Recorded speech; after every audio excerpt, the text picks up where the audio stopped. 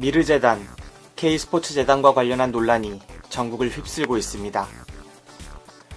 온갖 특혜를 받아 설립된 두 재단은 설립되자마자 굴지의 기업들이 앞다퉈 후원해 800억 원대에 이르는 기금을 마련했다고 하죠. 그 상당수가 총수가 구속되거나 검찰 수사를 받거나 법령 재개정을 통해 특혜를 받길 원했다고 하고요. 충격적인 건 두 재단의 설립과 모금 과정에 청와대가 개입돼 있다는 의혹이 제기되고 있다는 점입니다. 안종범 청와대 정책조정수석비서관이 재단 설립과 모금을 주도하고 그 배우연 최태원 목사의 딸이자 비선 실세 논란을 일으킨 정윤회 씨의 아내 최순실 씨가 있다는 게 의혹의 골자죠. 독재자 전두환이 기업들의 소위 삥을 뜯어 수백억 원대 자금을 마련한 이래재단 사건을 떠올리게 합니다. 세상에 공짜는 없습니다. 대기업들로부터 누가 봐도 의심스러운 자금을 지원받고 반대급부로 내줄 대가는 무엇일까요? 그 대가가 대체 무엇이길래 재벌 이익집단 정경련이 적극 나서고 대기업들이 앞다퉈 후원을 결정한 걸까요? 이래재단과 관련한 의혹을 철저히 규명하지 못한 이 나라입니다. 그로부터 한 세대, 30여 년이 흘렀습니다. 1988년 이래재단 의혹을 포함한 50 비리 청문회에서 활약했던 노무현 전 대통령은 민주주의 최후의 보루는 깨어있는 시민의 조직된 힘이라고 했습니다. 옳습니다. 깨어있는 시민이 없다면, 있다 해도 이들의 조직된 힘이 없다면 민주주의는 허상일 뿐입니다. 그럼 무비신의 영화방 방송을 지금 바로 시작합니다.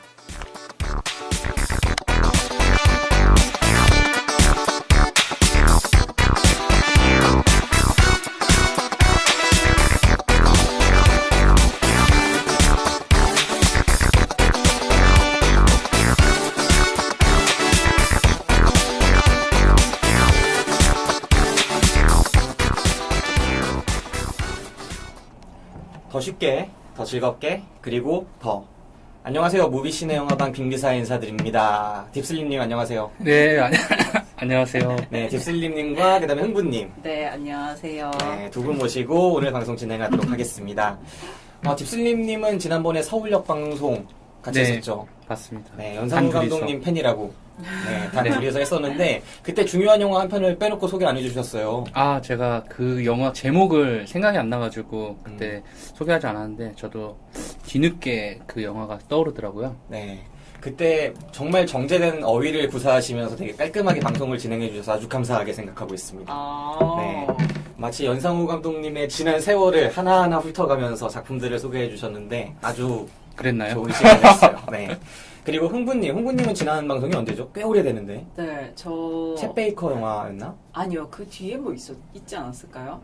있지 않았을까요? 아, 저기서 도리를 찾아서. 아, 도리를 찾아서? 그게 그 다음인가? 네. 네, 도리를 도리. 찾아서 참 진짜 도리도 뭣도 없는 도리를 다하지 못한 영화라고 그 딥슬리님이 제목을 지어주셨던 거 기억나네요.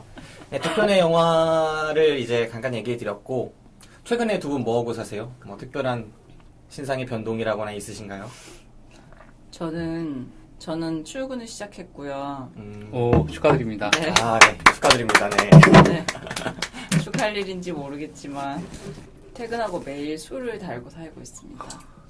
네, 엄청난 회식 자리에 불려다니면서 신입으로서 신입 코스프레를 하면서 정말 개소리에 끄덕끄덕하며 액션을 하면서 지내고 있습니다. 뭐 이거는 어느 회사나 거의 비슷하지 않을까. 회식을 많이 하는 회사는 대부분 비슷하지 않을까 생각을 합니다. 네.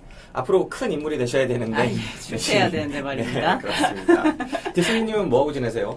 네, 저도 본업인 이제 채용 행사가 9월달에 집중되어 있어서 이제 한창 바쁘게 9월달 지내고 이제 좀 한풀 꺾이긴 했는데 10월달도 이제 뭐 인적성 검사라든지 면접 등 많은 행사가 또 남아 있어서 바쁠 예정입니다. 네, 바쁠 예정이다. 네. 네. 저는 어제 연트럴파크라고 하나요? 거기 혹시 아세요? 연남동. 네, 연남동 쪽에 예, 미국의 센트럴파크 이런 거에 이름을 좀 빗대서 연남동에 있는 연트럴파크에 좀 갔다 왔어요.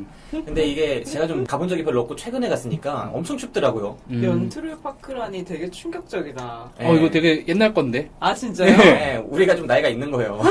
거기에 이제 철도에 요새는 어디까지 나왔냐면 서울대 근처가 서로수길이라고. 그래요? 샤로스길. 네. 샤로스길도 오래됐어요.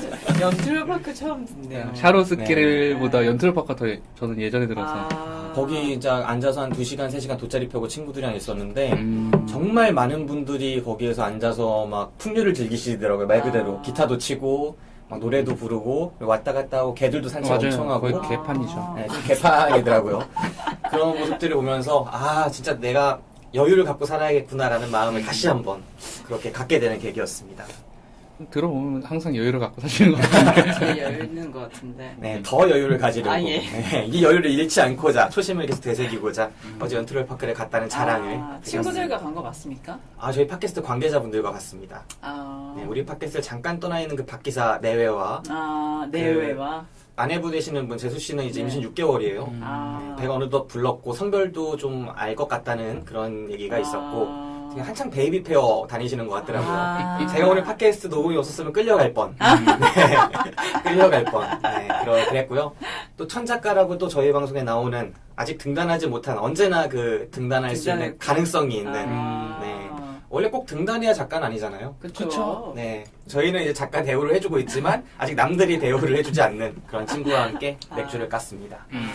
네. 그렇고요. 오늘 녹음은 영화 최근에 클린트 이스트우드 감독의 복귀작이었고 또 한국 사회에 많은 점을 시사할 수도 있을 것 같고 깔끔한 영화입니다. 뭐 대단한 이야기들을 많이 막 구체적으로 하는 영화는 아니고 정말 깔끔하게 볼 수 있는 96분짜리 영화 설리. 이름 친숙하시죠? 설리, 한국 제목은 허드슨강의 기적 되겠습니다. 일단 예고편 듣고 와서 오늘 녹음 진행하도록 할게요. Texas 1549, runway 4, clear for takeoff. Sully? Sully? Sully, we're teeing off. Sully? Sully! Sully! Sully, where are you?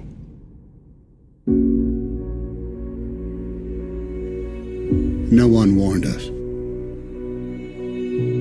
No one said you were going to lose both engines at a lower altitude than any jet in history.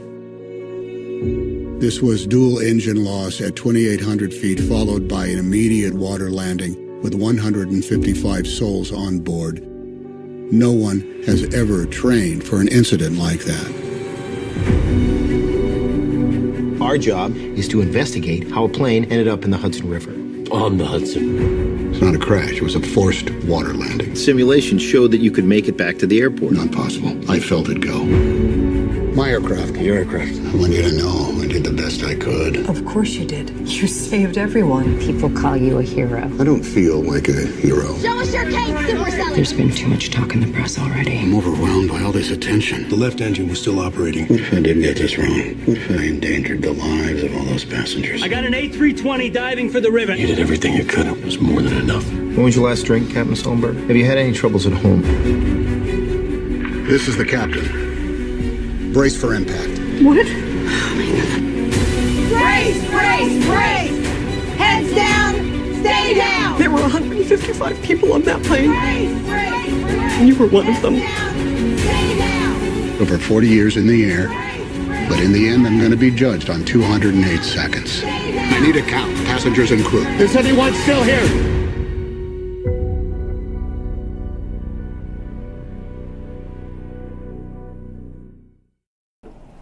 네, 155명의 승객들의 목숨을 기적같이 구해낸 조종사 설리.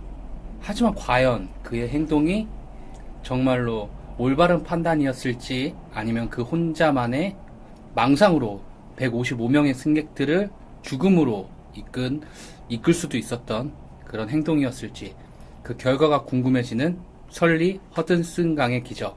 결국 승객들 155명은 다 구출됩니다. 네.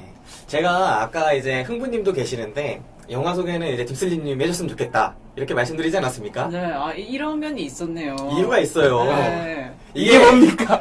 구어체가 아니야, 일단. 네, 이거 바로 방송해도 되겠는데요? 네, 어디 뭐 진짜 공중파 자주 출연하시는 분처럼. 당황해서 둘이 눈 맞춤했어요. 네. 저도 그 서울역 때 처음 듣고 깜짝 놀랐습니다. 이분 이걸 어디서 외워오시나. 방금 과연 생각했습니다. 그는. 네, 여러분이 이렇게 정제된 이런 표현을 들으셨는데 정말 이 영화 딱 그대로 소개할 수 있습니다. 이 설리라는 조종사가 이제 라바디아 공항에서 그 샬럿이라는 도시를 향해서 이제 이륙을 했는데 이륙하자마자 한 3분 만에 그 새들하고 부딪히고 양쪽 엔진을 다 잃고 회항을 해야겠다라고 생각을 했는데 순간적인 판단으로 회항은 안 될 것 같다. 저 물 위에 착륙해야 될 것 같다라고 판단해서 착륙을 하고 결국 그 선택으로 155명의 승객들을 다 무사히 구출해냅니다. 그런데 영화는 그 구출했다는 이야기 자체보다 그 이후의 청문회 과정에 조금 더 많은 부분을 할애하고 있죠. 그래서 그 과정 속에서 이 설리라는 조종사의 판단이 옳았는지 그리고 그것이 옳지 않았을 수도 있다라는 거를 이제 입증하기 위해서 노력하는 청문회 위원들의 모습들을 보여주고요. 결국은 잘했다라는 이야기로 이제 흘러가는 영화가 될 것 같아요. 네, 그리고 이 영화를 보는 내내 뭐 한국 사회에서는 세월호 참사를 떠올릴 수도 있을 것 같고, 혹은 과연 이 영화에서 하고자 하는 이야기가 무엇인가에 대해서 집중해서 볼 수도 있을 것 같고, 어쩌면 영웅담일 수도 있고, 그리고 영웅담이 아니라면 도대체 이 영화를 만든 클린트 이스트우드라는 그 작가의 의도가 무엇일까에 대해서 생각할 수 있고, 여러 가지 면에서 생각할 수 있는 그런 영화였다고 생각을 합니다. 네. 일단 이 영화 어떻게 보셨는지 돌아가면서 한번 얘기해볼까요? 흥부님? 네. 저는 오늘 봤어요. 한 몇 시간 전에 보고 왔는데. 생생하네. 네.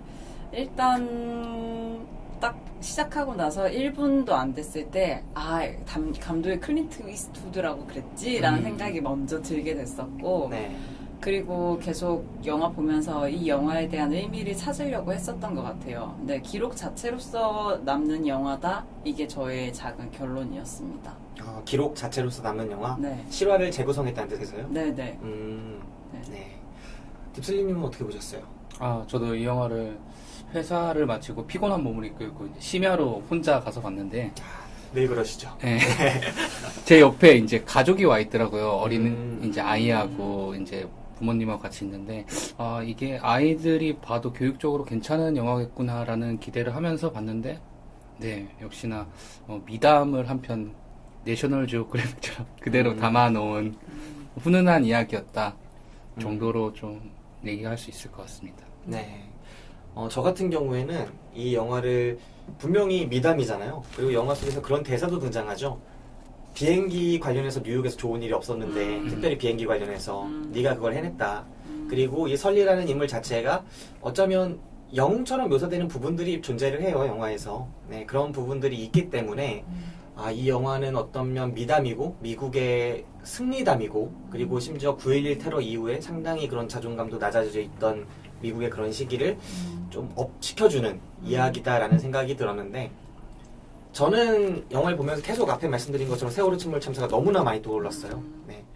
물에서 일어난 이야기고 그리고 갇힌 승객들에 대한 이야기이기도 하고, 그쪽에서는 155명 전원을 구했는데 우리는 전혀 반대에 정말 한 명의 자력으로 나오지 않은 사람은 한 명도 못 구출했잖아요, 그 상황에서.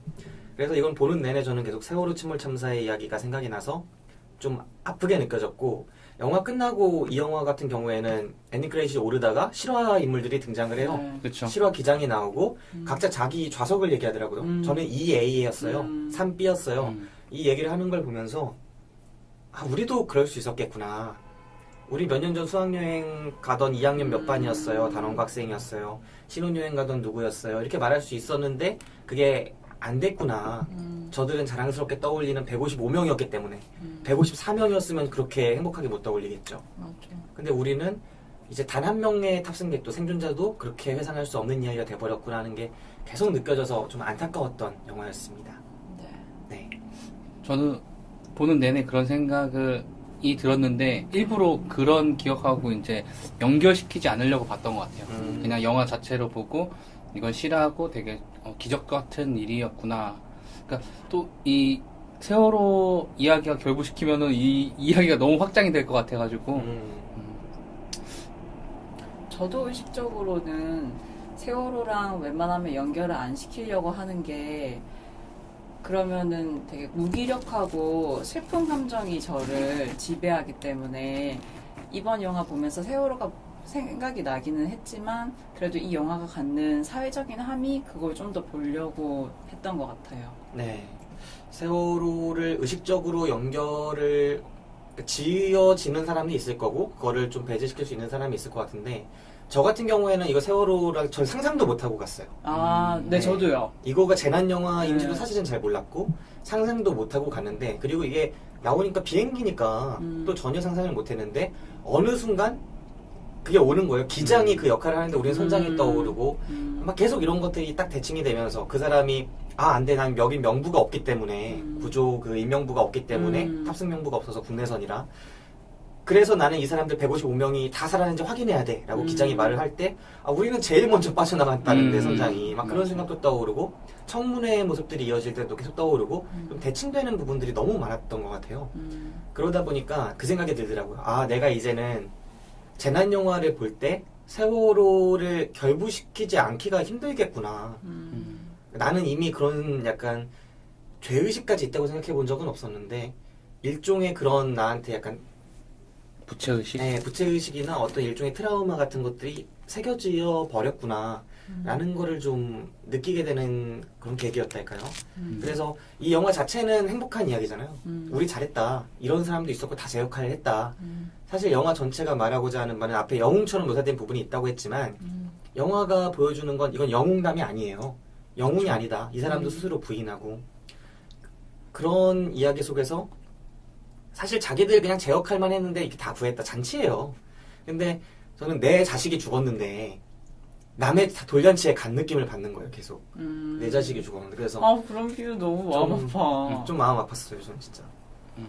네, 그랬습니다. 전 그래서 이 영화 제목에 너무 못마땅한 거예요. 영화가 설리, 그 다음에 허드슨강의 기적이거든요. 나는 이러니까 우리나라에서 사고가 그렇게 난 거다. 제목을 어떻게 기적이라고. 그러니까 이 영화에서 보여주는 건 각자가 제 역할을 다 했고 그러다 보니까 구조가 잘 돌아갔고 선장은 선장의 역할을 하고 승무원들은 승무원의 역할을 하고 승객은 승객의 역할을 하고 그 여객선 몰던 사람들은 그 역할을 하고 구조대는 구조대 역할을 해서 결국은 모두를 구했단데 우리는 마치 거기에 있을 수 없는 실제로는 우리는 못하는 일인데 쟤네 운이 좋아서 한 것 같은 기적 같은 얘기를 붙이고 그리고 그들을 마치 다행이라고 해야 될까요? 뭐 영웅설리 뭐 허드슨강의 기적이라고 안 나와서 다행이라고 해야 될지 모르겠지만 너무 우리는 저들을 영웅과 기적으로 본다는 생각이 좀 들어서 좀 한국이 좀 안 되는구나 하는 생각도 들었어요 사실. 근데 사실 영화에서도 나왔지만 그렇게 불시착해가지고 강에 살아난 적이 없다고 하니까 네. 그러니까 저는 제목 자체도 저는 마음에 들지는 않았지만 그냥 기적으로서 남기는 그리고 그 기적이 하나의 모든 사람들의 직업의식에서 나온 그게 합쳐졌을 때 나온 일이기 때문에 그럴 수 있다고 저는 생각이 들긴 했었어요. 네. 기적, 미라클. 네. 그러니까 결국 이런 생각이 든 게 제목이 설리거든요. 원제 자체가 설리예요. 클린트 이스트우드가 깔끔하게 박았는데 우리나라에서 설리는 특별한 의미를 지니고 네. 그냥 내가 뭐 그냥 친구한테 나 오늘 설리 보러 간다 하면 누가 영화 보러 간다고 생각하겠습니까? 맞아. 어디서 보는데? 네, 그렇게 얘기하겠죠. 네. 네, 지금 한창 이제 인스타그램으로 또 하나의 이미지를 개척하고 계시는 여러 가지 사회 담론도 생산하고 계시는 그런 분인데 그렇게 생각하기 때문에 붙인 건지 아니면 또 대중성을 더 가하고자 허드슨강의 기적이라는 조금 상징성을 좀 보여주는 이름들을 붙인 건지 모르겠지만 어쨌든 제목의 원제랑 다르다는 점에서 여러 가지 또 생각을 하게 되더라고요. 실제 그 기장님 이름이 설리인가요? 중간 이름이요. 중간 이름이 네. 미들네임이 네, 무슨 슐렌버거, 설리 슐렌버거 이렇게 되는데 네, 그렇습니다. 자, 일단 그 기장님 연기하신 분은 톰 행크스예요. 되게 오랜만에 보는데 그 다빈치 코드 시리즈 주연이고 네. 그 다음에 예전에 뭐 포레스트 검프부터 해가지고 뭐 필라델피아 걸작들 많죠. 캐스트웨이 정말 유명한 명작들 그리고 한때는 맥라이언과 함께 로맨틱 코미디 장르에서도 정말 뛰어난 연기들을 보여주셨던 네. 유감 메일이 그건가요? 그죠. 네. 유감 메일도 유감 나왔었고 그 다음 시애틀의 잠 못 이루는 밤 네. 그 피아노 위에서 이렇게 했던 피아노 춤추고 위에서요? 스탠바이 미 음악에 맞춰서 그 영화도 있었죠. 빅이란 영화입니다. 빅이란 영화죠. 네. 그 영화도 몸은 되게 컸지만 마음은 아이. 네, 맞아요. 네. 그 영화도 네, 그거 요즘에 우리나라도 지하철역 같은 데 가면 설치돼 있더라고요. 네. 건반이 막 맞아요. 바닥에 있는. 정말 다재다능한 매력을 뽐내셨던 분이에요. 정말 정통파 연기부터 내면 연기가 많이 필요한 그런 캐릭터 연기도 하시고 로맨틱 코미디 같이 장르화된 그런 연기도 하시고 정말 올라운드 플레이어로서 아카데미 시상식에서도 되게 사랑받는 배우. 그 레오나르도 디카프리오 같은 경우에는 하나 받기도 진짜 평생을 바쳐서 하나 받을까 말까 한 거를 초창기에 휩쓰셨던 그런 배우기 때문에 정말 대단한 배우고요. 그 다음에 부기장으로 나왔던 제프, 이 배우는 아론 에크하트라는 배우가 맡았어요. 그 배트맨 시리즈 다크나이트 이 영화에서 그 검사 역으로 나왔었죠. 나중에 투페이스 하비로 변하는. 네, 그 친구가 살을 좀 빼가지고. 네, 이번에도 좀 캐릭터 있는 연기. 네, 침착하면서도 약간은 지금 불안한 느낌도 있으면서도 유머 감각도 있는 그런 그냥 딱 전혀 같은 싶더라고요. 사람이라고 생각을 못했어요. 네, 저도 계속 어디가 익숙하다 생각하다가 보니까 그 사람이더라고요. 진짜. 네. 근데 영화 전반이 이 두 명만 알면 됩니다. 거의 이제 다른 캐릭터가 없다시피 하고 그냥 조연으로만 등장하고 이 둘에게 집중하고 무엇보다 설리라는 그 기장한테 집중하는 영화고요. 감독은 클린트 이스트우드. 배우로서도 훌륭했고 감독으로서도 뛰어났고 그랜 토리노 되게 많은 명작들을 남겼던 그런 감독입니다. 네. 혹시 클린트 이스트우드 영화 좋아하시는 작품이 있으세요? 저는 그 영화보다 클린트 이스트우드가 재즈 뮤지션을 보는 눈이 되게 있어요. 그래서 그런 사람들 모아서 공연하고 이런 걸 잘하는데 애프터워즈라는 공연을 한 적이 있는데 그때 클린트 이스트우드가 아니면은 이렇게 모을 수 있었을까라는 생각이 들 정도로 캐스팅을 잘했었고 저는 그게 이 사람의 제일 큰 작품이라고 생각해요. 그래서 곡을 잘 쓰나 보네요. 그 그랜 토리노라는 영화를 봐도 엔딩곡이 되게 좋거든요. 메인 테마랑. 네. 그것도 약간 재즈풍의 곡이었고 이번에도 거의 깔리는 건 다 재즈풍이었었거든요. 그러네. 생각해보니까 그러네요. 재즈에 좀 조예가 깊고. 딥슬림님은 혹시 아세요? 저는 그랜 토리노 재밌게 봤어요. 뭔가 시원한 그런 그죠.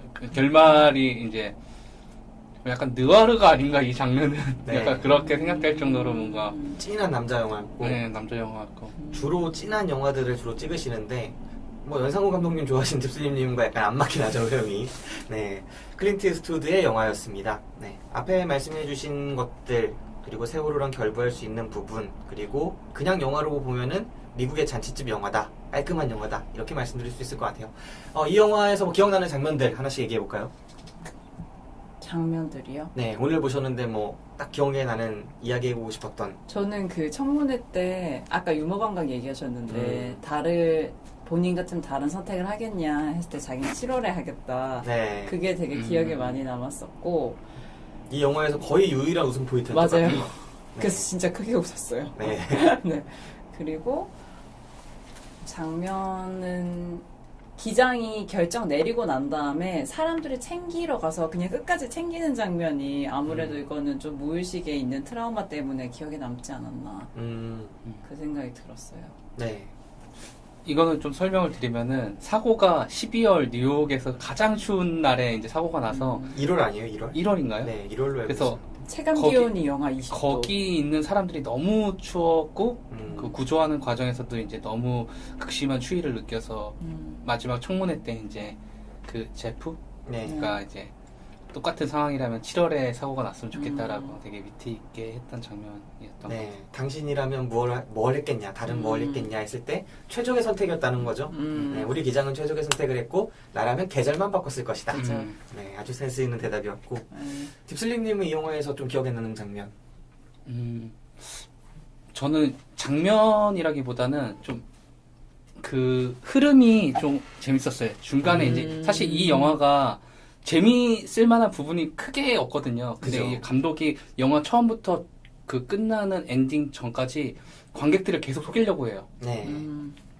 그러니까 전체적인 흐름이 뭐냐면은 이 톰 행크스 설리라는 이 기장이 잘못된 선택을 했다라는 게 이제 그 연방위원 측의 입장이고 설리는 나는 그 상황에서 최선을 다했다라는 설명인데 이 연방위원들의 입장은 어떤 거였냐면은 예를 들면 의사가 정말 간단한 수술이라서 약만 먹어도 이제 환자를 낫게 할 수 있는 건데 흉부를 갈라서 뭐 심장 뭐 절개를 해가지고 결국은 살려냈다. 결과로만 보면은 155명이 다 살아나서 괜찮은 거예요. 근데 톰 행크스는 그렇게 위험한 시도를 해서 심지어 다 죽일 뻔했고 알고 보니 연방의원들이 봤을 때는 그냥 이거 약만 먹으면은 완치될 수 있는 병인데 톰 행크스는 메스를 들어서 155명을 다 죽일 뻔했다라는 게 입장이거든요. 그래서 감독은 그런 이제 심리적으로 관객들한테 계속 그런 무언의 압박을 줘요. 톰 행크스가 잘못했을 수도 있어 너네. 그러니까 저는 보면서 아 그래 얘도 인간이고 그렇게 긴급한 상황에서 실수할 수 있겠구나 이 사람이 기장이라는 게. 그래서 저는 톰 행크스의 입장이 되게 공감이 갔어요. 그러니까 계속 자기를 의심하고 아 내가 뭐 수십 년의 경력이지만 아 정말 순간의 판단착오로 회항을 해서 안전하게 이제 착륙할 수 있었던 거를 되게 위험하게 불시착을 강 위에다가 시켰구나라는 계속 죄책감을 받거든요. 그래서 그 지점에서 저도 안 속아야지 결론은 되게 얘가 잘한 걸 거야 라고 생각했지만 계속 그 의구심이 들다가 이제 마지막에 그게 딱 해소되면서 아 그래 맞아 그랬지 약간 이런 좀 재미가 있었어요. 그러니까 그런 지점에서 좀 재미가 있었어요. 비유가 정말 적절하네요. 그 의사 비유는 결과적으로는 환자도 살았고 다 잘 됐는데 그런데 너 비상착수한 게 승객들을 더 위험에 빠뜨린 거 아니냐. 사실은 위험 가능성이 있었던 거 아니냐. 결국은 쇳대와 부딪혀서 엔진을 다 잃은 거는 어쩔 수 없는 불가항력적인 부분이고 그때 바로 그 기술을 틀어가지고 회항을 했다면 그리고 근처에 다른 공항으로 갔다면 무사히 착륙할 수 있었는데 네가 그걸 안 된다고 잘못 판단해서 오판을 해서 그 물 위로 비상착수를 하게 됐고 그게 운이 좋아서 다 살았지 잘못했으면 비상착수에서 다 죽는 거 아니었냐 라는 식으로 이제 이 사람의 여러 가지 가능성들을 좀 몰고 가죠. 설리를. 그리고 영화 자체가 구성상의 그 특이함, 그러니까 매우 단순한 영화이기 때문에 구성을 좀 특별하게 해서 어쩌면 설리의 그 심리 상태를 계속 불안한 모습들을 보여줌으로써 밖에서는 이 사람을 지금 TV나 이런 데서는 영웅으로 떠받들고 있지만 사실은 이 사람도 자기 결단에 확신이 없고 누가 자기 결정에 확신이 있겠어요. 내가 어제 한 결정, 오늘 한 결정도 사실 다시 돌아보면 확신이 없는데 남들이 다 아니라고 하면은 그렇잖아요. 그렇기 때문에 설리 자체가 되게 몰리는 심리적인 모습들을 보여줌으로써 약간 이 사람이 사실은 잘못했을 수도 있어 라는 여지를 계속 주고 있다는 거죠, 영화가. 네. 그래서 이 사람이 처음에 그냥 자연스럽게 연대기순이나 뭐 시간순으로 이 사람이 비행기에 탑승해서 사고가 나고 뭐 이럴 때 뭐 영웅적인 모습들을 처음부터 쫙 보여주는 게 아니라 약간 역순으로 조깅하는 모습 그리고 처음에 그냥 영웅으로 사람들이 보고 있지만 사실은 되게 불안해하는 모습 청문회에 좀 쫄리는 모습 이런 것들을 앞에 배치함으로써 약간 구성해서 속이려고 하는 느낌이 계속 있었죠. 네. 그 부분은 정말 좋은 선택이었던 것 같아요. 우리가 따라가면서 과연 잘한 선택일까? 그리고 알 수 없거든요. 결국은 이 사람이 기술을 튼 게 이 사람이 계속 상상하잖아요. 비행기가 실제로 그게 정말 CG 같은 거 좋더라고요. 예, 이 잔잔한 영화를 계속 긴박하게 보도록 도심의 막 빌딩 사이로 그냥 이 거대한 여객기 제트기가 오다가 빌딩하고 부딪히는 모습들, 부서지는 모습들 이런 걸 계속 상상하면서 내가 과연 잘한 걸까? 잘한 걸 거야. 이런 생각을 계속 하는 모습들을 좀 효과적으로 보여주지 않았나. 네, 그 생각이 듭니다. 네. 아까 보셨는데 뭐 생각이 전혀 없으신가 봐요. 약간 피곤한 상태에서 봐서. 근데 저는 그 생각이 들었어요. 그 불안한 심리 상태랑 집이랑 계속 연결하는 거랑 이런 것들을 보여주는데 이게 생각보다는 그렇게 구성력이 있지 않았다는 생각이 들었었어요. 왜냐면 부인과의 그 왜 모든 게 뭐 술은 언제 드셨냐, 잠은 많이 잤냐, 집안일은 괜찮냐 이렇게 그 사람의 판단을 잘못할 수 있는 요소들을 계속 찾아갈 때 집안일에 대해서는 이 사람이 그냥 보통 집과 다를 바가 없다라고 얘기를 했었는데 그거 하고 난 다음에 부인이랑 계속 전화 연결을 하고 근데 특별히 주는 정보도 없고 특별히 주는 감정적인 긴박감도 없고 그래서 굳이 이렇게 생각보다 많은 비중을 집과 연결해서 집과 연결하는 거를 넣을 필요가 있었나라는 생각이 들었었고 두 번째로는 그 심리 상태가 불안한 거를 좀 많이 보여줬는데 그게 효과적으로 보여줬는지는 잘 모르겠어요. 그냥 저는 충분히 감독이 택한 방식은 약간 느슨하다는 생각이 들었었어요. 보면서. 더 쪼일 수 있었는데. 네. 그러니까 보면서 저는 긴박하지 않은 거예요. 오히려 그냥 그렇구나. 아, 그렇구나라는 생각이 들고 그냥 팩트만 빨리 나왔으면 좋겠는데 이 팩트로만 다루기에는 영화 자체가 너무 짧아지니까 그 사이를 그걸로 메꾼 느낌? 그래서 팩트가 좀, 없죠. 네. 네, 워낙 그냥 6분 안에 불시착을 했다고 하니까 불시착이라고 하면 이 사람이 화내죠. 아, 불시착이 그죠, 맞지. 그죠, 네, 그죠. 그러니까 추락이라고 하면 화내죠. 비상착륙. 비상착수. 비상착수. 네. 네. 비상착수라고 해야 되죠. 네. 그냥 이 사람한테 추락이라고 하면 화내는 네. 자기는 의도한 거였으니까. 그죠. 네, 그렇게 이 사람이 한 게 거의 6분밖에 안 되는 일이었고 그 사건 아, 이후에 그죠. 청문회까지 이제 뭐 이어졌다고 해도 사실 청문회 자체로 1시간, 2시간 이끌고 가기가 어려우니까 이 사람한테 불안감을 좀 주기 위해서 가정과의 연결을 계속해요. 근데 보통은 이런 상황에서 기장이 가정하고 연결을 하는 모습들을 보여줬을 때는 그 보통 아내가 되게 더 침착하고 달래주고 이런 모습들이 보여지게 마련이거든요. 이제까지 헐리우드 영화의 문법에 따라서는.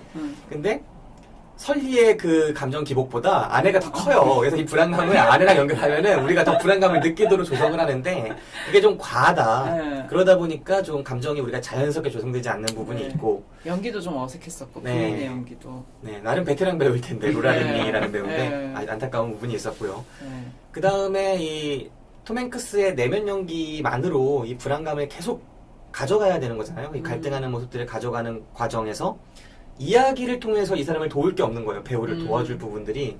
그냥 청문회가 있고 그리고 이 사람은 고민하고 근데 말고 다른 사건은 없거든요, 사실. 그리고 실제로 미국에서 실화적으로 봤을 때는 청문회조차도 이렇게 크진 않았어요. 네, 그냥 뭐 슈퍼볼 같은데 메이저리그 같은데 시구하고 가서 부시 대통령 만나고 뭐 미국에서 이렇게 떠받들어주는 거 크잖아요. 당시에 9.11 이후에 막 영웅이 필요하던 미국이었으니까 그런 상황이라서 이 청문회 과정을 좀 강하게 가져가면서 오히려 그 실화 자체의 감동을 더 주려는 클린트 이스트우드의 의도가 2시간짜리 영화는 아니지만 1시간 반짜리 영화에서도 좀 벅차지 않았나라는 생각이 분명히 들긴 하죠. 저는 이걸 외부적인 세월호랑 엮어서 보다 보니까 감정이 좀 그런 부분이 있었지. 그냥 보다 보면 저는 밀정에서 송강호 씨 연기도 사실은 좀 개인적으로는 그런 부분이 있었거든요. 배우한테 너무 과다한 걸 맡기고 영화가 네. 못 도와주다 보니까 그 배우가 이제 막 오열하거나 어떤 강한 연기를 할 때조차도 완전히 몰입할 수 없는 그런 연기들이 있을 거예요. 아무리 대배우라도. 근데 이번엔 톰 행크스도 정말 뛰어난 배우지만 조금 제 감정선과 다른 부분이 있었다. 그런 생각이 사실 들었습니다. 조금 안 맞는 옷이지 않나 하는 생각이 들 정도였어요. 음. 그러니까 원래 모든 배역을 잘 소화해냈었는데 이번 역에 있어서는 좀 아쉬운 생각? 네, 좀 그 싱크로율이 별로 높지 않았다는 생각이 들었어요. 누구였으면 좀 높았을까요? 하정우. 네. 톰 행크스 진짜 웬만한 역할은 다 잘하는 배우고 되게 오랜만에 돌아온 역할이죠. 이 복귀가 정말 오랜만이고 이번 달 같은 경우에 이제 다빈치 코드 시리즈 세 번째 편인 인페르노에도 출연을 하는데 거기서는 아직 남성성이 살아있는 그리고 머리 색깔도 흰색이 아니에요. 백발이 아닌 그런 로버트 랭던 캐릭터로 나오는데 이번 영화에 같은 달에 개봉하는데 여기서는 이제 거의 은퇴를 앞둔 40 몇 년 경력의 그 기장으로 나오는 거 그 갭도 상당히 컸을 거고 또 미국에 이런 영웅 연기하는 게 얼마나 부담이 있겠습니까? 네, 그런데 좀 어려운 부분이 분명히 있었겠구나 하는 생각은 많이 들었습니다. 네, 두 분 모두 그렇게 좋게 보시지 않았나 봐요, 영화를. 저도 만듦새가 되게 허술하고 부족했다라는 거 완전 동의하고요. 그 짧은 러닝 타임이 그거를 보완해주지 않았나. 빨리 끝나서 그나마 다행이었다. 저는 차라리 그 관제탑에서 일하던 사람이 송신 받았을 때 상황에 그 사람의 입장에서 봤을 때는 다르게 판단할 수 있는 요소들이 꽤 있었잖아요. 네네네. 네, 그게 좀 더 부각됐다면 좀 더 긴장감을 주는 데는 좋았을 것 같은데 그런 부분이 좀 아쉽다 보니까 클린트 이스트우드는 그냥 차라리 멜로를 하거나 재즈를 하는 게 낫지 않을까라는 생각을 하게 그 정도로 네. 저희 비추 오는데 이 정도면 저도 사실 이게 영화가 아쉬웠던 부분들은 집중을 딱 너무 설리한테 하면은 설리 이야기가 너무 없기 때문에 좀 힘들고 설리를 좀 살릴 수 있는 여러 가지 보완할 수 있는 여러 가지 이야기나 그런 세부적인 이야기를 여러 가지 만들어 놓을 수 있을 거 아니에요? 부분 전술처럼 스포츠에서 만들어 놓을 수 있을 텐데 그런 것들이 거의 없어요. 그 부자가 마지막에 골프 여행 간다고 탔는데 그 아들을 잃어버릴 뻔한 그런 거에서 긴장감을 주는 그 정도? 근데 저는 그게 더 아쉬운 거예요. 그러니까 네. 설리를 통해서 설리와 엮인 것들의 그런 격가지를 많이 쳤어야 되는데 맞아. 뭐 제프와의 이야기도 거의 안 나오고요. 제프와의 유대도 별로 안 나와요. 마치 한번 그냥 저녁에 잠깐 나와가지고 같이 산책 좀 하면서 이야기 좀 하자. 그거 말고는 둘이서 어떤 그거에 관한 전략 회의를 한다거나 대화를 한다거나 감정적인 교류가 있다거나 이게 없습니다. 저는 그래서 오히려 제프가 나중에 배신할 줄 알았어요. 나중에 딴소리. 자기가 막 그 공격당할까봐, 아, 이 사람이 잘못한 것 같다라고. 아, 이분들 진짜 한국 사회에 너무 그런 걸 맛을 많이 보셨네. 그냥 평탄하게 지나가더군요. 네. 반전 없이. 그랬고, 오히려 저는 그 골프하는 부자가 쓸모없었다는 생각이 드는 거예요. 그러니까 완전히 격가지거든요. 네. 주요한 이야기랑 전혀 상관없이 그들이 갑자기 나와가지고 그냥 마치 한 명이 실종돼서 거기서 죽을 것처럼 하는 이야기를 좀 뜬금없이 집어넣고 그거랑 네. 그 스튜어디스가 피 흘리는 거. 네네. 물 안에서 저는 그래서 물고기가 다시 나오나? 약간 이 생각이 들었는데. 조스. 네, 그러니까 그 안에서 마치 장르 영화적인 요소들을 그 조난 상황에서 계속 넣는 거예요, 순간순간. 그러니까 마치 한쪽 문이 안 열려요, 뒤쪽 문이. 앞쪽 문은 열리는데 기장이 이제 거길 들어가가지고 안 열리는 문 쪽으로 계속 다가가는데 끝까지 다가가진 않고 뭐 여지를 계속 남겨두거든요. 마치 한 누가 명이 있을 것처럼. 것처럼. 아기가 화장실에 그 울고 맞아. 있을 것처럼. 네. 그런 것들을 계속 영화가 보여주는데 사실 그게 영화의 본류랑은 전혀 상관이 없다는 거죠. 그건 장르 영화에서 쓰는 것들이죠. 재난 영화에서. 떡밥 횟수도 안 되고. 네. 그러니까 이 감독도 자기 영화에 그 MSG가 없다는 걸 알고 있고 MSG가 없으면 기본 재료라도 이게 쭉 밀고 가는 그 힘이 있어야 되는데 그것도 약하다는 걸 알고 있는 거예요.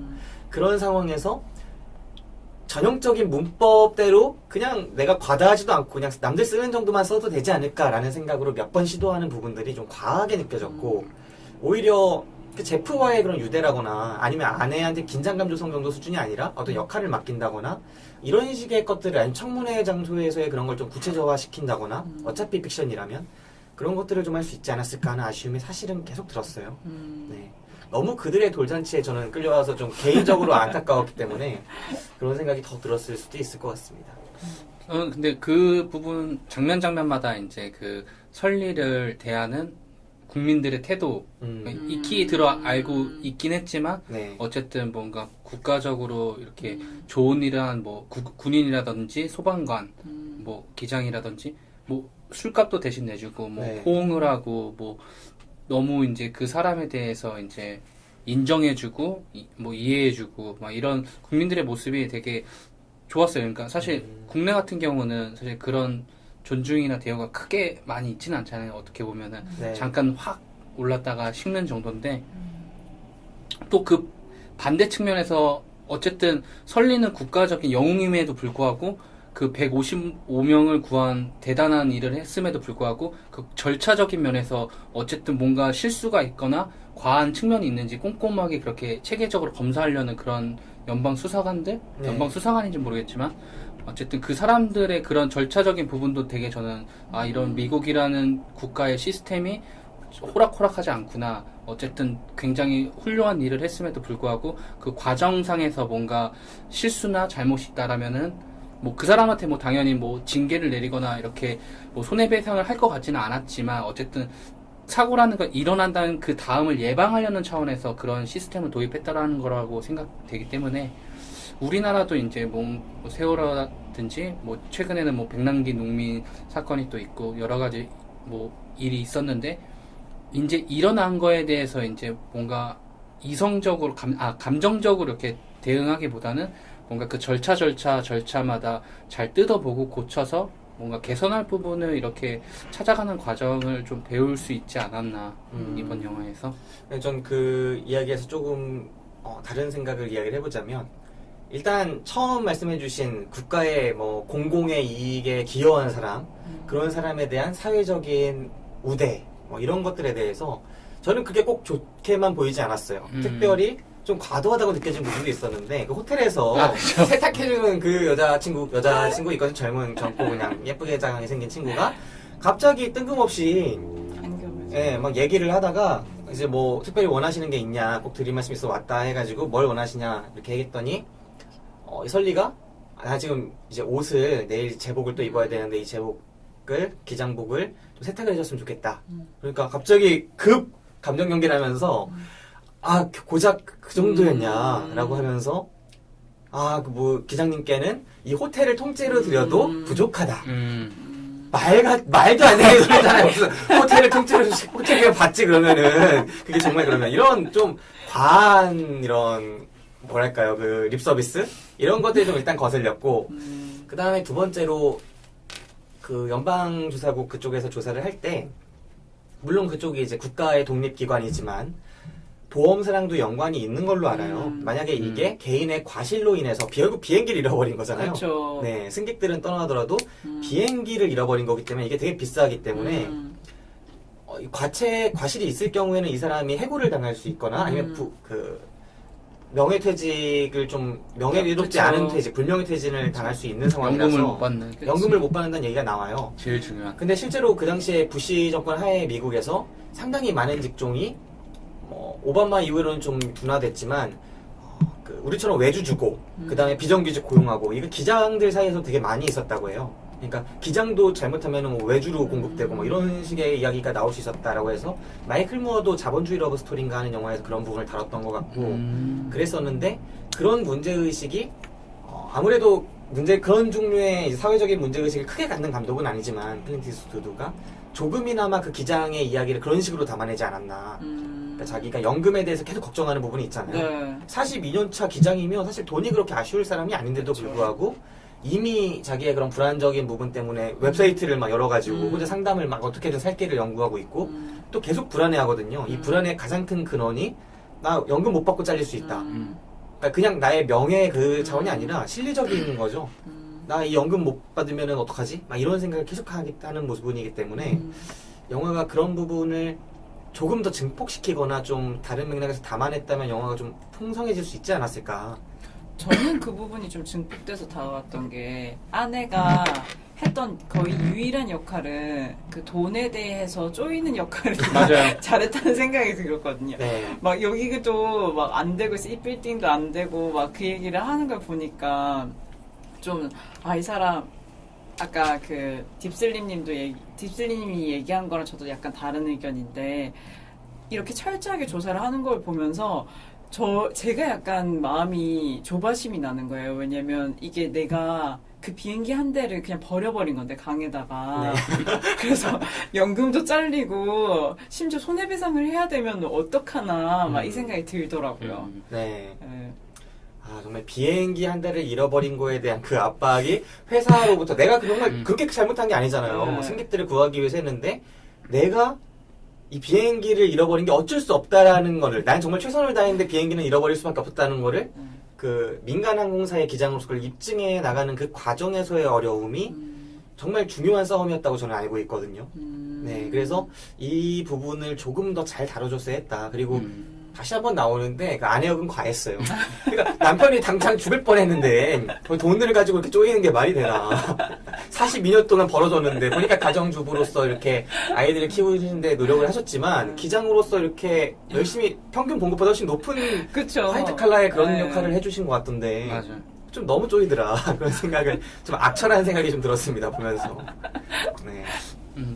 저도 그 지점에서 조금 계속 저는 그 톰 행크스 입장이 또 되고 연방수사국 입장에서 됐는데 실제로 만약에 결과적으로 해피엔딩으로 끝났지만 톰 행크스가 정말 순간 맞아. 판단 미스로 진짜로 되게 안전하게 할 수 있던 거를 굉장히 위험하게 해가지고 그렇게 사고가 났다면은 만약에 거기서 이제 인명이 조금이라도 더 희생이 됐거나 그랬다면은 굉장히 큰 잘못을 한 게 아닐까. 그러니까 책임을 안 묻기도 되게 애매한 상황이 아닌가라는 생각이 들어요. 그래서 뭐 의사라든지 기장이라든지 그런 사람들 생명을 이제 다루는 사람들의 그런 책임적인 부계. 저는 그 비행기가 이렇게 출발하는 그 기장 시선에서 출발하는 그 과정을 좀 그 영화에서 자세히 보여주더라고요. 그래서 쑥 올라가는데 저희는 항상 이제 뭐 비행기를 많이 타보진 않았지만 그냥 뜬다 하고서 이렇게 하고 말지만 그 사람들은 되게 다양한 절차를 통해서 한다고 생각하니까 이게 되게 쉽지 않은 일이구나라는 생각도 들면서 되게 이게 책임감이 많이 있어야 되는 직업이라는 게 떠오르더라고요. 그래서 그런 사람들의 그런 순간적인 판단, 감정적인 판단을 얼마큼 우리가 신뢰할 수 있을까? 저는 연방수사국의 그런 행동들이 그래서 좀 이해가 갔던 것 같아요. 네. 저는 근데 이 영화를 보면서 그런 음모론 같은 게 좀 들었어요. 이 영화에 과연 후원을 누가 했는가 보면서 저는 이게 구글이 좀 후원했을 수 있겠다. 이게 잘 보면 요즘에 우리 이세돌 형님이 또 패하시고, 예, 요즘에 이제 딥마인드나 이런 거 잘못하면은 지금 무인 자동차도 또 엄청 밀고 있고, 여기서 그런 대목이 나오거든요. 그러니까 인간으로서 최선을 다했다 하면서 인간한테 박수를 짝짝짝 쳐주는 한편, 하지만 기계가 했으면 더 나았을 것이라는. 지금 말씀해주신 것처럼 이기정은 잘했는데 인간이 잘할 수 있는 측면만큼 못할 수 있는 부분도 많잖아요. 그럼 만약에 누가 못한다고 하면 155명이 다 죽을 수도 있는 건데 기계는 잘할 거다라는 거를 좀 넌지시 좀 느껴지게 되더라고요, 약간. 왜냐면 기계들은 회항을 성공하는 그런 그렇죠.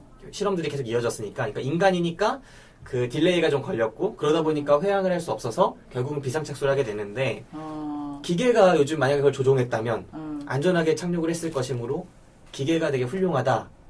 뭐 그런 생각까지 좀 드는 부분이 살짝 들었어요. 저는 완전 반대였어요. 저는 이걸 보면서 저도 이거 누가 클린트 이스트가 왜 만들었을까? 저 기장이랑 아는 사이인가? 약간 그 생각을 처음에 했었고 네.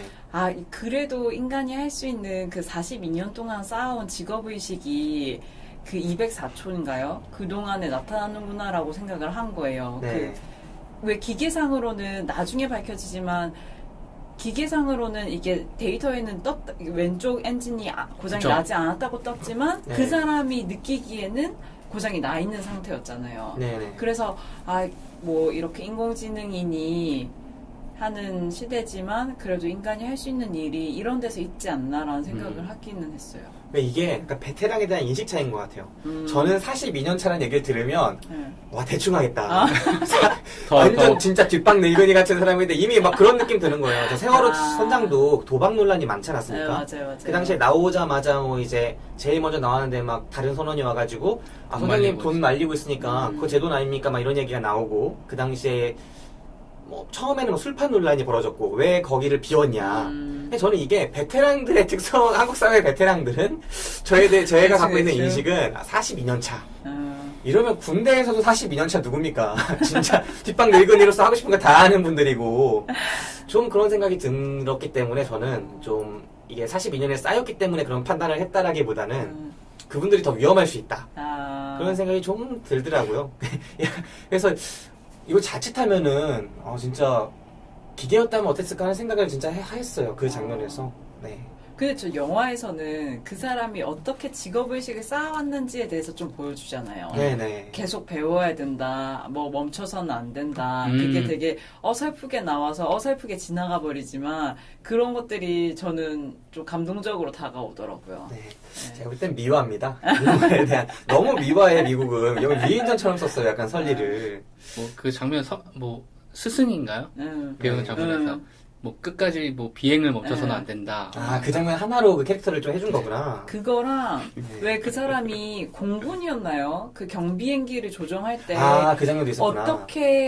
어떻게 사고가 나고 어디가 이 상태일 때 어떤지를 계속 옆에서 보라고 하면서 연습을 하잖아요. 네. 그래서 이런 식으로 직업 훈련을 해왔구나라는 생각을 했었어요. 네, 그 공군 파일럿일 때 정말 좀 문제가 생겨가지고 약간 검은 연기가 나는 그러면서 기체가 막 흔들리는데도 불구하고 그걸 결국 착륙시키는데 성공하고 막 박수 받는 그 장면이 자기한테는 마치 마이클 조던이 대학 때 무슨 마지막 역전골을 넣으면서 승리했던 기억 같은 그런 게 되어 있어서 그런 장면을 되게 중요하시게 보여주는데 생각해보니까 그 장면들이 저는 다 잊고 있었는데 캐릭터를 계속 보여주려고 노력하네요.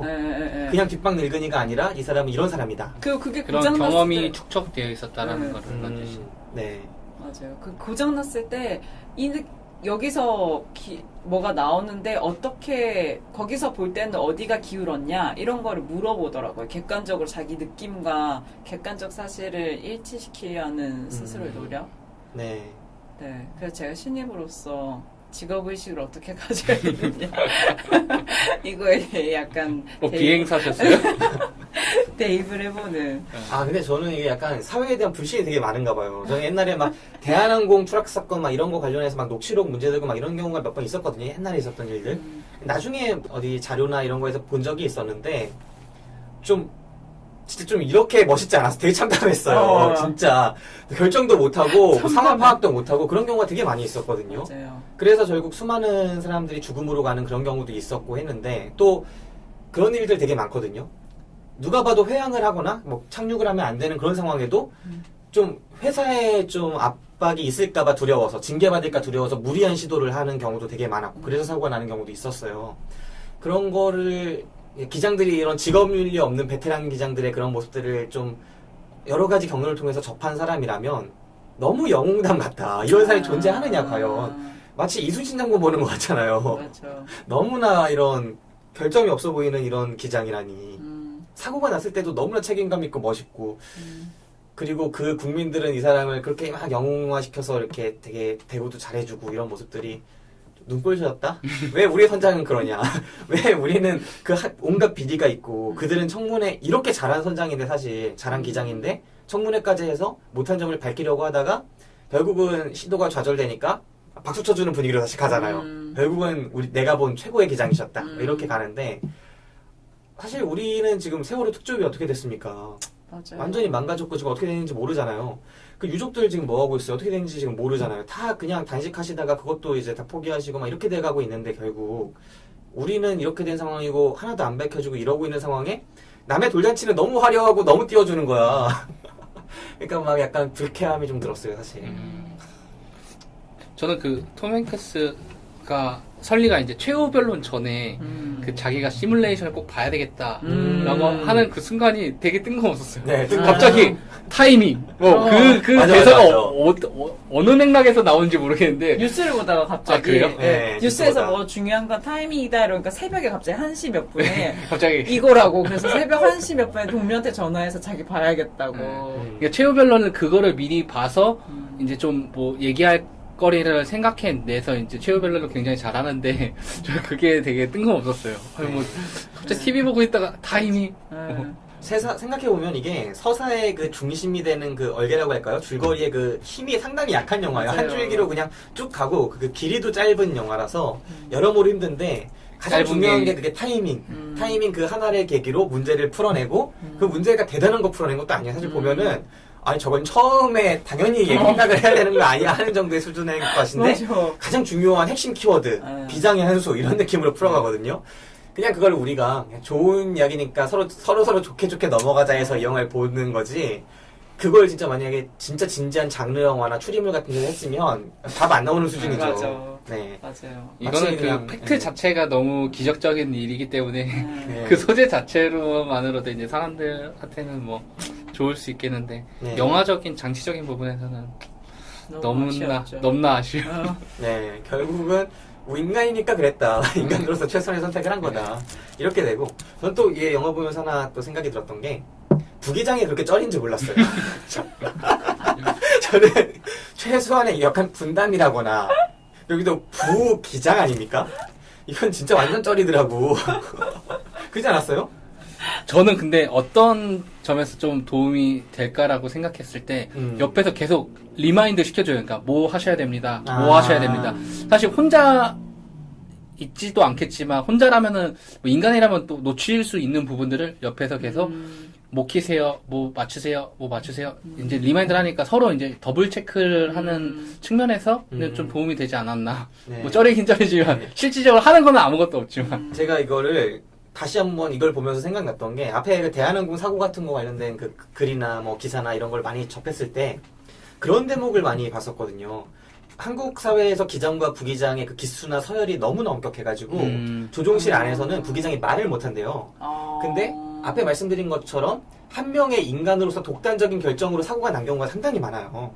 그리고 실제로 칼기나 이런 사고가 막 되게 많이 죽은 경우에는 그런 것들이 많았는데 부기장이 그 상황에서 오판을 충분히 오판인 걸 인지할 수 있는 상황에서도 블랙박스 같은 거 보면은 말을 못하는 상황이 되게 많은 거예요.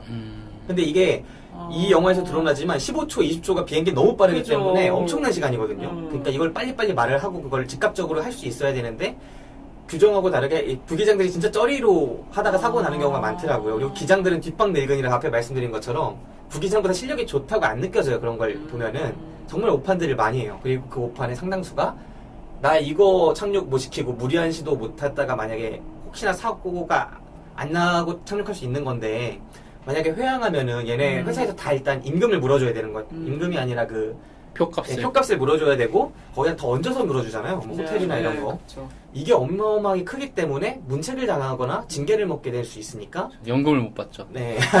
그러니까 결국은 무리한 시도를 하다가 이런 오판들이 되게 크기 때문에 부기장이 그거를 좀 합리적으로 깨우쳐줄 수 있는 것도 말을 못하는 이런 상황들이. 근데 비교적 미국에서도 좀 쩌리같이 느껴지는 부분들이 있어서 아 이거 저는 좀 인간이 조종하는 비행기보다 기계가 조종하는 비행기가 지금도 기계가 조종하지만 그쵸. 네, 착륙이나 이런 것까지도 좀 하면은 더 안전해질 것 같다는 생각이 들면서도 아, 큰일 났다 인간 어떡하냐 이런 생각도 들고 좀 그랬습니다. 네.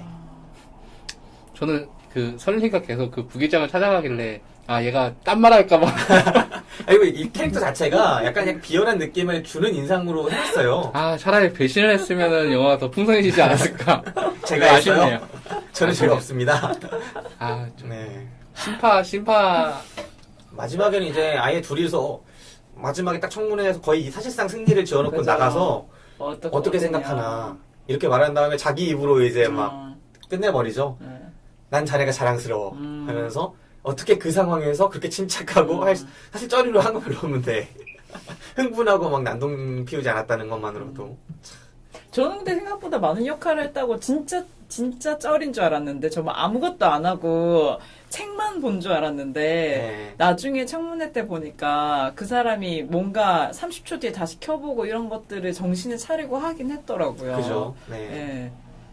네. 그래서 완전 쩌리는 아니었다. 네. 네. 그렇습니다.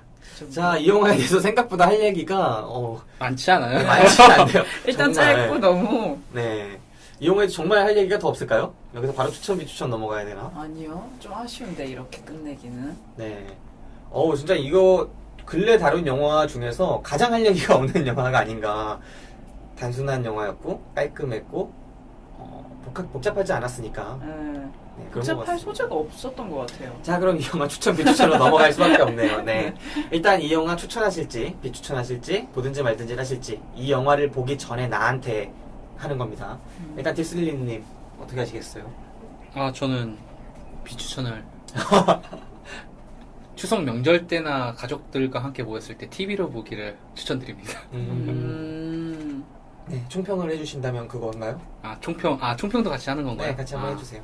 네, 설리 허드슨강의 기적 굉장히 기적적인 일이지만 영화 자체는 정말 현실적으로 너무 재미가 없었던 뭐 지루하거나 그러진 않았는데 네. 뭐 만듦새로 봤을 때는 정말 근래 봤던 영화 중에 최악이 아니었나 그렇게 생각이 드는. 네. 그 정도. 딥슬림님 지금 나이가 이제 30대 초반이라고 네. 아직 볼 수 있는데 초반입니다. 지금 80이 넘으신 영화계 전 세계 영화계 최고봉이신 클린트 이스트우드의 최신작 설리에 대한 비추천 평이었습니다. 네. 저는 오늘 친구랑 같이 밥 먹다가 나 영화 봐야 되는데 같이 볼래? 그랬더니 제목 뭔데? 그래서 이렇게 얘기했더니 아 조금이라도 끌리는 게 있으면 갈 텐데 정말 전혀 없다 그 얘기를 하더라고요. 네, 근데 그럼에도 불구하고 저는 표값 내고 들어가서 보는 거는 모르겠지만 TV로 보든 뭐 친구랑 같이 보든 봤으면 좋겠어요. 추천. 추천이요? 네, 왜냐하면 제가 아까 처음에도 말씀드렸지만 이건 그냥 기록으로서의 가치가 있지 않나 하는 생각이 들었던 게 어쨌든 우리나라 사람이라면 세월호와 이걸 떼서 생각을 하지 않을 수 없고 그 중에서 우리가 앞으로 살아갈 때 어떻게 변화를 시켜야 되는지에 대해서는 한 번 정도는 생각할 수 있는 영화라는 생각이 들었어요. 네. 설리. 생각보다 이게 추천이지만 8,000원을 넘지 않는 추천 정도의 그런 가벼운 추천. 저의 비추도 그거였습니다. 네. 영화관에선 비추, 추석 네. 가족과 함께는 추천. 10,000원은 결코 넘지 네, 못하는 절대 안 그런 돼요. 추천인 것 같네요. 그러고 보니까 저 금요일 심야로 11,000원 내고 봤네요. 저는 11,000원 내고 왔어요. 심지어 네. 11,000원은 아닙니다. 네. 저는 이 영화 추천이에요. 저는 이 영화 추천이고 사실 볼 때는 이 영화가 그렇게 단순하다거나 아니면은 이 영화가 되게 그렇게 허술하다거나 그리고 영화적으로 만듦새가 많이 떨어지는 부분이 있다거나 이런 걸 크게 의식을 못했어요. 일단 보면서 영화 외적인 부분을 많이 엮어가면서 볼 수밖에 없었고 감정적으로 좀 동요가 있었고 그 다음에 개인적으로 연기도 상당히 좋았다고 생각을 했고요. 그리고 그 구성에 어느 정도는 저는 낚였던 것 같아요. 아, 구성. 네, 말씀해주신 그 클린트 이스트우드가 계속 관객들을 너무나 단순하다 보니까 속이려고 하는 구성들이 있는데 그 부분들이 어느 정도 저한테 통했기 때문에 저는 이 영화를 크게 지루하지 않게 볼 수 있었고 그러다 보니까 좀 억울하겠다. 그리고 진실이 뭘까? 정말 잘못한 걸까? 이런 의문들이 영화를 끝까지 저한테 몰입해서 볼 수 있게 하는 그런 동력이 되진 않았나 그런 생각을 하고요. 최소한 1시간 반은 버텼던 것 같아요. 그게 좀 더 길어졌으면 10분, 20분 길어졌으면 힘들었겠지만 네, 저도 그래서 만족스러웠고요. 또 앞으로 볼 재난 영화랑 정말 세월호는 떨어뜨릴 수 없겠구나 하는 거를 되새길 수 있었고 그리고 이 영화가 세월호를 절대 염두에 두고 만들어진 영화가 아니잖아요. 그렇죠. 네. 그렇죠. 그럼에도 불구하고 정말 많은 면에서 떠올리게 됐다는 거 네. 그리고 각 구간별로 떠오르거든요. 이걸 보다 보면 맞아요. 각 구간별로 다 엮여요.